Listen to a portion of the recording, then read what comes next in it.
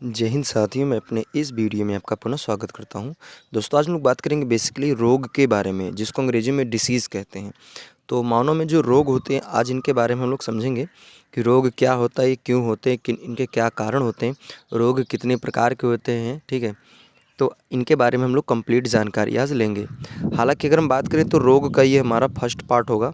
इसका एक second part और आएगा जिसमें हम लोग और भी चीज़ों के बारे में समझेंगे। तो फर्स्ट पार्ट में जितना हो सकेगा उतना हम इसमें समझाने का प्रयास करेंगे। बाकी इसका जो सेकंड पार्ट आएगा उसमें भी हम लोग और भी चीज़ों को डिस्कस करेंगे। अगर हम आपको ये बता दें ये वीडियो किन विद्यार्थियों के लिए ज़्यादा महत्वपूर्ण होगा, तो अगर आप किसी भी बोर्ड एग्ज़ाम की तैयारी करें, अगर आप बायोलॉजी के स्टूडेंट हैं तो आपके लिए काफ़ी महत्वपूर्ण होगा। साथ ही साथ अगर आप किसी भी कॉम्पिटिटिव एग्ज़ाम की तैयारी कर रहे हो, एसएससी, रेलवे, बैंक या कोई वनडे एग्ज़ाम, यूपीपी, एसआई वगैरह की आप तैयारी कर रहे हैं, तो अगर वहाँ पे रोग से संबंधित प्रश्न पूछा जाता है तो आपके लिए काफ़ी महत्वपूर्ण होगा। तो चलिए आइए स्टार्ट करते हैं, बात करेंगे रोग के बारे में। तो रोग में सबसे पहला नंबर हम बात करेंगे स्वास्थ्य क्या होता है, जिसको अंग्रेजी में हेल्थ के नाम से जानते हैं।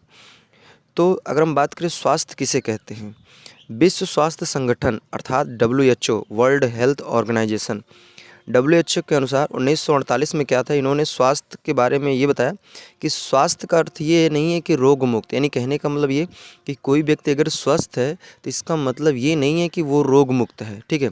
तो स्वास्थ्य का अर्थ रोग मुक्त से नहीं है। स्वास्थ्य का तात्पर्य किसी व्यक्ति की शारीरिक, मानसिक तथा सामाजिक जीवन की क्षमता की पूर्ण रूपेण समन्वित स्थिति से है। अर्थात कहने का ये है कि पहले लोग ये क्या समझते थे कि स्वास्थ्य का मतलब ये होता है कि इंसान जैसे अगर रोग मुक्त है, अर्थात उसके शरीर में कोई किसी प्रकार की कोई समस्या नहीं है, तो माना ये जाता था कि वो इंसान स्वस्थ है, ठीक है। लेकिन 1948 में WHO यानी वर्ल्ड हेल्थ ऑर्गेनाइजेशन ने ये माना कि कोई भी व्यक्ति स्वस्थ है तो इसका अर्थ ये नहीं है कि वो रोग मुक्त है। कोई भी व्यक्ति स्वस्थ तब माना जाएगा जब वह शारीरिक, मानसिक तथा सामाजिक रूप से वो पूर्ण रूपेण वो ठीक हो। अर्थात कहने का ये है कि उसके शरीर में भी कोई समस्या ना हो, मानसिक यानी माइंड से भी कोई दिक्कत ना हो। जैसे लोग हमेशा किसी न किसी चीज़ को लेकर हमेशा चिंता करते रहते हैं, तो माइंड में डिस्टर्बेंस कोई ना हो। साथ ही साथ वो सामाजिक भी वो सही हो, सामाजिक का मतलब समाज का उसके ऊपर कोई प्रभाव ना हो, यानी समाज में जिस समाज में रह रहा है वहाँ से उसकी किसी प्रकार की कोई दुश्मनी ना हो, झगड़ा लड़ाई ना हो, ठीक है। तो अगर वो इंसान हर तरीके से यानी शारीरिक, मानसिक तथा सामाजिक रूप से पूर्ण रूपेण अगर वो सही होता है तो उसे माना जाता है स्वस्थ। तो उम्मीद करूँगा स्वास्थ्य क्या चीज़ है, यानी स्वस्थ क्या चीज़ है, ये आपको अच्छी तरीके से समझ में आ गया होगा। अब हम बात करेंगे स्वास्थ्य के महत्व, यानी अगर इंसान कोई भी इंसान अगर स्वस्थ है तो उसके क्या प्रॉफिट हमें मिल सकते हैं। तो इसमें बात करेंगे, पहला नंबर यह हमारे कार्य करने की जो क्षमता होती है उसको बढ़ावा देता है। साथ ही साथ ये हमारे सभी कार्यों को कुशलतापूर्वक संपन्न करने में सहायक होता है। अर्थात कहने का ये है कि अगर कोई व्यक्ति स्वस्थ है तो वो किसी भी कार्य को बहुत अच्छी तरीके से अपना कर सकता है, यानी उसमें अपना ज़्यादा अच्छा दे पाएगा वो कार्य करने में, ठीक है। और जो भी वो कार्य करेगा वो कार्य अच्छी तरीके से कुशलतापूर्वक उसका संपन्न होगा। अगला इसमें है कि यह बिना अधिक कठिनाइयों के मानसिक व सामाजिक दबावों को वहन करने की क्षमता प्रदान करता है। अर्थात कहने का ये है कि अगर कोई व्यक्ति स्वस्थ है तो किसी भी समस्या को, यानी कोई भी बड़ी से बड़ी समस्या है तो उसको बहुत ही आसानी से वो क्या कर सकता है, वो हैंडल कर सकता है।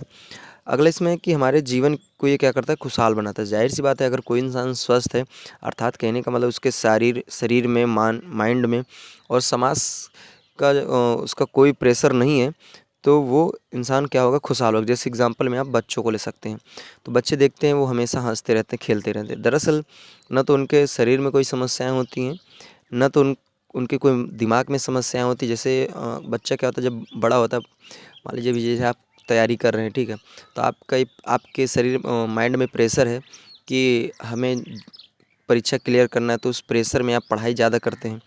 लेकिन बच्चों में क्या होता है कि उनके अंदर कोई ऐसा प्रेशर नहीं होता है, वो आराम से मस्त से रहते हैं। तो ना तो उनके शरीर में कोई समस्या होती, ना उनके दिमाग में कोई समस्या होती, ना तो उनको किसी समाज से कोई लेन देन है, ठीक है। तो यहाँ पे पूर्ण रूपेण अगर बात करें तो मानो तो मतलब मानो का मतलब बड़े जैसे हम लोग की बात करें 20-25 साल के जो लोग हैं और उससे ज़्यादा वाले, वो तो खुशहाल नहीं है मेरे हिसाब से। बाकी बच्चों की बात करें तो वो ठीक हैं, ठीक है। अब आइए हम लोग बात करेंगे व्यक्ति के स्वास्थ्य को प्रभावित करने वाले कारक, यानी कहने का मतलब ये है कि अगर व्यक्ति का जो स्वास्थ्य है अगर उसमें कोई डिस्टर्बेंस हो रहा है तो उसके क्या क्या कारण हो सकते हैं। तो यहाँ पे मैंने कुछ कारणों को लिख रखा है। जैसे पहला नंबर है सामाजिक वातावरण। सामाजिक वातावरण का मतलब ये है कि जिस जगह पे हम रहते हैं वहाँ का माहौल कैसा है, यानी वहाँ के लोग कैसे हैं, ठीक है। या फिर ऐसा भी कह सकते हैं कि वहाँ का पर्यावरण कैसा है, वहाँ पे गंदगी ज़्यादा अगर जैसे मतलब अगर स्वच्छता ज़्यादा रहती है तो हम आराम से खुशहाल रहते हैं। अगर जिस जगह पे हम रहते हैं अगर वहाँ का एरिया दूषित है, प्रदूषित है, तो भी हमारे क्या करेगा, स्वास्थ्य में प्रभाव डालेगा। अगला नंबर है स्वच्छता। हालांकि वही बात कर रहा है कि अगर जैसे हमारे आसपास के जो लोग हैं अगर वो अपने आसपास सफाई रखते हैं और हम भी क्या करते हैं अपने आसपास सफाई रखते हैं, तो इससे भी क्या होता है कि हमारा जो स्वास्थ्य होता है वो ठीक रहता है। लेकिन अगर इन सब में समस्याएं रहती हैं तो हमारे स्वास्थ्य में प्रभाव पड़ता है। अगला है कि उत्तम आर्थिक स्थिति व रोज़गार। अर्थात कहने का ये है कि अगर जैसे मान लीजिए हमारे पास किसी मतलब कोई काम नहीं है, ठीक है, पैसे की तंगी है, तो ये भी क्या करता है हमारे स्वास्थ्य के लिए काफ़ी इफ़ेक्टिव होता है। अर्थात जैसे भी सपोज़ दैट बात करें, जैसे हम लोग की बात करें 20-25 साल के हो गए हैं, ठीक है, तो अगर हमारे पास कोई रोज़गार नहीं है, हमारे पास इनकम का कोई स्रोत नहीं है, तो वो भी क्या करता है एक मतलब माइंड में डिस्टर्बेंस उत्पन्न करता है, ठीक है। तो ये भी क्या करता है हमारे स्वास्थ्य को प्रभावित करने का एक कारण बनता है। अगला है सामाजिक समानता व सामंजस्य। अर्थात कहने का एक जैसे अगर मान लीजिए हम अपने जिस समाज में रहते हैं अगर उस समाज में हमारा मतलब किसी मतलब सभी व्यक्ति से अगर अच्छी तरीके से मेल जोल नहीं है, अर्थात मिलवर्तन की भावनाएं नहीं है, तो वो भी क्या करता है हमारे शरीर में मतलब स्वास्थ्य में प्रभाव डालता है। जैसे मान लीजिए अगर हम किसी समाज में रहते हैं तो वहाँ पे हम हमेशा लड़ाई झगड़े करते रहते हैं, मतलब लोगों से हमारा ताल्लुकात उतना अच्छा नहीं होता है, तो वो भी क्या करता है हमारे स्वास्थ्य में प्रभाव डालता है। अब हम बात करेंगे रोग किसे कहते हैं, जिसको अंग्रेजी में डिसीज़ कहते हैं। रोग दरअसल एक अंग्रेजी शब्द है जिसको हम लोग रोग जो है अंग्रेजी शब्द डिस प्लस ईज से बना हुआ है। तो रोग को अंग्रेजी में डिस प्लस ईज कहते हैं। यहाँ पे अगर बात करें डिस का अर्थ क्या है, तो डिस का अर्थ होता है बाधित यानी डिस्टर्बेंस, ठीक है, और ईज का अर्थ होता है आराम, यानी डिस का अर्थ है बाधित, ईज का अर्थ है आराम। अर्थात कहने का मतलब ये है कि जब किसी व्यक्ति के आराम में अगर बाधा उत्पन्न होने लगे तो उसी को हम लोग रोग कहते हैं। अर्थात कहने का मतलब ये जैसे मान लीजिए जैसे अभी सपोज दैट आप अपनी बात लीजिए, अभी आप क्या है मस्त से स्वस्थ हैं, पढ़ाई कर रहे हैं, ठीक है, लेकिन अगर अभी आपके अंदर कोई समस्या नहीं, आप आराम से हैं, लेकिन अगर जो ये आपका ये आराम है अगर इसमें कोई समस्या देखने को मिले, यानी जैसे आप अभी प्रेजेंट टाइम में पढ़ रहे हैं तो कुछ ऐसी समस्याएं आ जाएं कि आपका पढ़ने का मन ना करे, तो इसका मतलब ये है कि आपके अंदर क्या आ गया है, रोग आ गया है। मतलब रोग आने का अर्थ है कि हमारे शरीर में कोई समस्या आ गई है जो हमें क्या कर रहा है उस कार्य को करने नहीं दे रहा है। तो जब किसी व्यक्ति के आराम अर्थात जो भी वो खुशहाल वाली ज़िंदगी थी अगर उसमें कोई डिस्टर्बेंस आ जाए तो उसी अवस्था को हम लोग कहते हैं रोग। या फिर दूसरी तरीके से परिभाषा इसकी दे सकते हैं कि रोग शरीर की वह अवस्था जिसमें शरीर की कार्यकी अर्थात कार्यकी का अर्थ है कि वो जो कार्य करने की जो क्रिया है, क्षमता है, अगर वो सुचारू रूप से ना चल रही हो तो उस अवस्था को भी हम लोग रोग कहते हैं। वही अभी हमने बताया कि अगर जब हम अपने शरीर से जो काम पहले कर पा रहे थे अब वही काम अगर हम नहीं कर पा रहे हैं तो इसका मतलब ये कि हमारे शरीर में क्या हो गया है, रोग हो गया है। तो उम्मीद करूँगा रोग क्या चीज़ है समझ में आया होगा। अब बात करेंगे रोग के प्रकार की, तो रोग बेसिकली दो प्रकार के होते हैं। तो यहाँ पे बात करें अवधि यानी समय के आधार पर अगर बात करें तो रोग दो प्रकार के होते हैं, एक होता है तीव्र रोग, एक होता है दीर्घकालिक रोग। तो आइए इन दोनों को समझते हैं। तो बात करेंगे अगर तीव्र रोग की, तो तीव्र रोग का मतलब ये है कि ये जितनी जल्दी आता है उतनी ही जल्दी ये क्या होता है, चला भी जाता है। तो ऐसे रोगों को कहते हैं तीव्र रोग, यानी ये रोग बहुत ही कम अवधि यानी बहुत ही कम समय के लिए होते हैं और ये क्या होता है कि मानव शरीर में ज़्यादा क्षति भी नहीं करते, यानी हमारे शरीर में अगर ये रोग आते हैं तो ज़्यादा नुकसान नहीं करते हैं शरीर में। और ये क्या होता है कि अगर इनका इलाज हम अच्छे से कर लेते हैं तो ये क्या होता है पूरी तरीके से ठीक हो जाते हैं। तो ऐसे रोगों को कहते हैं तीव्र रोग। अर्थात ये रोग जितनी जल्दी हमें प्रभावित करता है उतने ही जल्दी ये क्या करता है, गायब भी हो जाता है। तो ऐसे रोगों को कहते हैं तीव्र रोग। इसमें आपके जैसे जुखाम, खांसी, बुखार, उल्टी, दस्त, तो अगर आपके शरीर में अगर ऐसी समस्याएं आती हैं तो ये तीव्र रोग के अंतर्गत आता है। अगला नंबर आता है दीर्घकालिक रोग। दीर्घकालिक मतलब ये है कि जैसे जब व्यक्ति के अंदर कोई ऐसा रोग जो अपना लक्षण बहुत समय बाद दिखाए और वो उसका असर बहुत अधिक दिनों तक रहे, यानी बहुत लंबे समय तक रहे, तो ऐसे रोगों को कहते हैं दीर्घकालिक रोग। तो ये लंबे समय तक रहते हैं, यहाँ तक कि ये कह सकते हैं कि जीवन कुछ ऐसे रोग हो जाते हैं इंसान को कि जब तक इंसान को पूरी तरह से ख़त्म नहीं कर देते, मार नहीं देते, तब तक वो रोग ख़त्म ही नहीं होते। तो ऐसे रोगों को हम लोग कहते हैं दीर्घकालिक रोग। तो ये हम अगर किसी व्यक्ति को कुछ ऐसे रोग हो जाते हैं कि वो हमेशा लाइफ टाइम रहते हैं, जब तक उनकी लाइफ रहती है तब तक वो रोग उनको घेरे रहता है। तो ऐसे रोग को हम लोग कहते हैं दीर्घकालिक रोग। और इसमें क्या होता है कि इंसान के शरीर में बहुत ज़्यादा समस्याएं देखने को मिलती हैं। अगर हम बात करें इसमें उदाहरण की, तो इसमें आपका हाथी पाँव या इसी को फील पाँव के नाम से जानते हैं। तो इसे ये दरअसल फायरेलियल ये जो है ना, ये फायरेलियर फाइलेरियल, ठीक है, थोड़ा सा कुछ ऐसे शब्द होते हैं जो बोलने में थोड़ा दिक्कत होती है।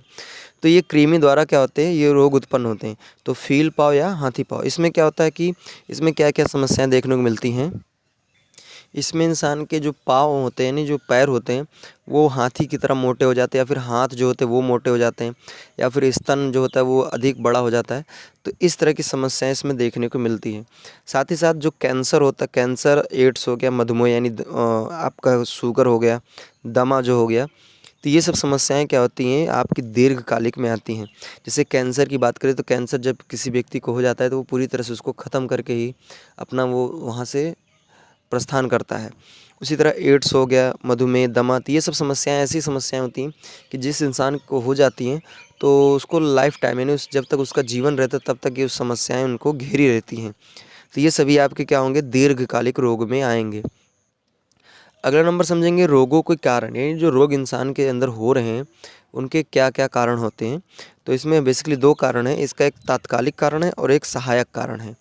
तो पहले हम बात करेंगे तात्कालिक कारण। तात्कालिक कारण इसमें दो रोग होते हैं, एक संक्रामक रोग होता है, एक असंक्रामक रोग होता है।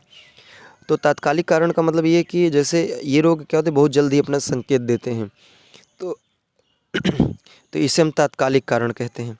और ये सामान्यतः जीवाणु, विषाणु, शैवाल, प्रोटोजोआ आदि से क्या होते हैं। तात्कालिक जो कारण होते हैं ये बेसिकली दो प्रकार के होते हैं, इसमें आपके संक्रामक होते हैं और असंक्रामक। संक्रामक का मतलब होता है कि जब किसी व्यक्ति को, मतलब व्यक्ति से व्यक्ति के अंदर रोग जाए, अर्थात एक व्यक्ति से दूसरे व्यक्ति के अंदर अगर कोई रोग एंट्री करे, तो ऐसे रोग को हम लोग कहते हैं संक्रामक रोग। तो यह रोग एक व्यक्ति से दूसरे व्यक्ति में प्रवेश करता है और ये बेसिकली सूक्ष्म जीवों द्वारा क्या होता है, उत्पन्न होता है। इसमें अगर बात करें तो आपके सर्दी, जुकाम, बुखार, एड्स, तो ये सब समस्याएं क्या होती हैं, एक व्यक्ति से दूसरे व्यक्ति के अंदर देखने को मिलती है। जैसे आप बात करें सर्दी, जुकाम, बुखार की, तो होता कैसे, जैसे मान लीजिए आपने सुना होगा कि अगर किसी घर में एक व्यक्ति को बुखार, सर्दी, जुकाम हो जाता है तो उस घर में रहने वाले और लोग भी क्या होते हैं, उसमें प्रभावित होते हैं। दरअसल ऐसा इसलिए होता है क्योंकि जब किसी व्यक्ति को बुखार होता है तो जब छींकता है या खांसता है तो उसके मुंह से बहुत सारे बूंदक, यानी बहुत सारे बैक्टीरिया, वायरस वगैरह निकलते हैं। तो वो आपके क्या होते हैं, उसी वायुमंडल में जम जाते हैं। तो उसी वायुमंडल में आपके और भी परिवार के जो सदस्य हैं वो भी रहते हैं। जब वो श्वसन की क्रिया, यानी सांस लेने की क्रिया करते हैं, तो नाकों के माध्यम से वो एंट्री कर जाते हैं आपके शरीर में। तो वो आपके शरीर को भी क्या करते हैं, प्रभावित करते हैं। तो कहने का मतलब यहाँ पे देखा जा रहा है कि एक व्यक्ति से दूसरे व्यक्ति के अंदर क्या ही समस्या देखने को मिली, तो इसे हम लोग कहते हैं संक्रामक रोग। अगला होता है असंक्रामक रोग। असंक्रामक रोग का मतलब ये है कि ये क्या होता है कि ये समस्या एक, जैसे मतलब किसी व्यक्ति को अगर हुआ है तो ये समस्या किसी दूसरे व्यक्ति में नहीं जाएगा, ठीक है, तो ये अपने आप ही हो जाएगा, मतलब किसी व्यक्ति से नहीं जाएगा ये। तो ऐसी समस्या को हम लोग कहते हैं असंक्रामक रोग। इसमें आपके जैसे आपके कैंसर हो गया, मधुमेह हो गया, हाथी पाँव वगैरह हो गया, तो ये सब समस्याएं जो होती है ना, किसी व्यक्ति विशेष से नहीं होता है। जैसे ये नहीं कि मतलब हम किसी व्यक्ति को टच करते हैं या फिर उससे रिलेशन बना रहे हैं तो ये समस्याएं हमें देखने को मिलेंगी, ऐसा बिल्कुल नहीं होता, ठीक है। अगला इसमें होता है सहायक कारण। तो सहायक कारणों को बेसिकली हम लोग इसको आंतरिक कारण भी कहते हैं, क्योंकि ये क्या होता है कि हमारे शरीर के अंदर कुछ समस्याओं के कारण ये समस्याएं देखने को मिलती हैं। इसमें आपके जैसे आता है सहायक कारण में अपर्याप्त भोजन के कारण, अस्वस्थता या फिर आनुवांशिक विकार या निम्न आर्थिक स्थिति। देखिए अपर्याप्त भोजन कारण होता क्या है कि जैसे जब इंसान अच्छी तरीके से भोजन नहीं लेता, टाइम टू टाइम भोजन नहीं करता है, तो उस टाइम भी क्या होता है, उसके शरीर में बहुत सारी समस्याएं, बहुत सारे रोग देखने को मिलते हैं। अगर बात करें अपर्याप्त भोजन कारण, तो इसमें आपका सबसे बेस्ट एग्जांपल आता है कुपोषण। कुपोषण में क्या होता है कि हमारे शरीर में ग्रोथ ही नहीं होता है, यानी हमारी शरीर दुबली पतली रहती है, हमेशा आलसपन रहता है, कुछ काम करने का मन नहीं करता है, ठीक है। तो उसे कहते हैं कुपोषण। कुपोषण का अर्थ होता है कि पोषण की कमी, यानी भोजन की कमी से हमारे शरीर में जो समस्याएं देखने को मिलती हैं उसे हम लोग कहते हैं कुपोषण। अगला है आनुवांशिक विकार, यानी अगर मान लीजिए जैसे कोई बच्चा है, अगर उसके माता पिता में अगर कोई समस्या है तो वो जब बच्चा जब पैदा होता है तो जन्म से उसके अंदर वो समस्याएं आ जाती हैं माता पिता वाली। तो ऐसी समस्याओं को हम लोग बोलते हैं आनुवांशिक विकार। अगला इसमें होता है निम्न आर्थिक स्थिति। निम्न आर्थिक स्थिति का अर्थ ये है कि जब हमारे पास कोई काम नहीं होता है, ठीक है, और जब काम नहीं होगा तो पैसा नहीं होगा, जब पैसा होगा नहीं होगा तो हम उतना अच्छा भोजन नहीं कर पाएंगे। तो इससे भी क्या होती है, हमारे शरीर में बहुत सारी समस्याएं देखने को मिलती हैं। तो इसे हम लोग कहते हैं निम्न आर्थिक स्थिति। अब यहाँ पे मैंने एक नोट पॉइंट लिखा है, इसमें कुछ मैंने जो संक्रामक रोग हैं इनके मतलब संक्रामक एक व्यक्ति से दूसरे व्यक्ति के अंदर जो जाने वाले रोग हैं, थोड़ा सा उन रोगों को और मैंने यहाँ पे लिखा है। जैसे आपका हैजा होता है, मलेरिया है, एड्स है, ठीक है, जुकाम, चेचक, प्लेग, खसरा, डिप्थीरिया। इसमें क्या होता है, इसमें गले में समस्याएं देखने को मिलती हैं। तो ये भी क्या होते हैं कि अगर किसी व्यक्ति को हैजा, मलेरिया, एड्स, जुकाम, चेचक, प्लेग, खसरा, डिप्थीरिया आदि है तो ये भी आपके संक्रामक रोग होते हैं। संक्रामक रोग का मतलब एक व्यक्ति से दूसरे व्यक्ति में रोग जाते हैं। बाकी इसमें भी बहुत सारे चीज़ें भी छूटी हुई हैं जिनको हम क्या करेंगे, सेकंड पार्ट में डिस्कस करेंगे। तो आप सेकंड पार्ट को ज़रूर देखिएगा, क्योंकि उसमें हम और भी चीज़ों को, जैसे रोग का निवारण कैसे करेंगे, ठीक है, टीकाकरण, वैक्सीनेशन क्या है, और भी समस्याएं, बहुत सी चीज़ों के बारे में वहाँ पे सीखेंगे। तो हमें दीजिए इजाज़त, इसी तरह मिलेंगे हम लोग अगली वीडियो में। तब तक के लिए जय हिंद, वंदे मातरम।